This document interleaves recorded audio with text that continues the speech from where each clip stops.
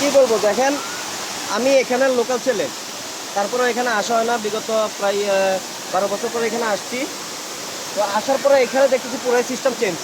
আগে সিঁড়ি ছিল না, ব্রিজ ছিল না, বা এখানে দেখতে পাচ্ছেন ওয়াটারফলের মধ্যে যেই মোটা দড়ি দেওয়া হয়েছে প্রশাসন থেকে, এই দড়িও ছিল না আগে। তো অনেকদিন পরে আসার কারণে আমি এখানের যে ব্যালেন্সটা এটা ঠিক করে আমি এখানে যাইতে পারিনি, যার কারণে এই যে দুর্ঘটনার শিকার। এই যে এখানে এখানে এখানে তো দূরে থেকে আপনারা যারাই আসবেন এখানে খুবই সাবধান। আমি লোকাল ছেলে, তারপর আমি ব্যালেন্স ঠিক করতে পারিনি এই অবস্থা। তো সবাই সাবধানে থাকবেন, আর এখানে আসলে অবশ্যই সাবধানে যাবেন, আর সবাই উপভোগ করতে থাকবেন এটা।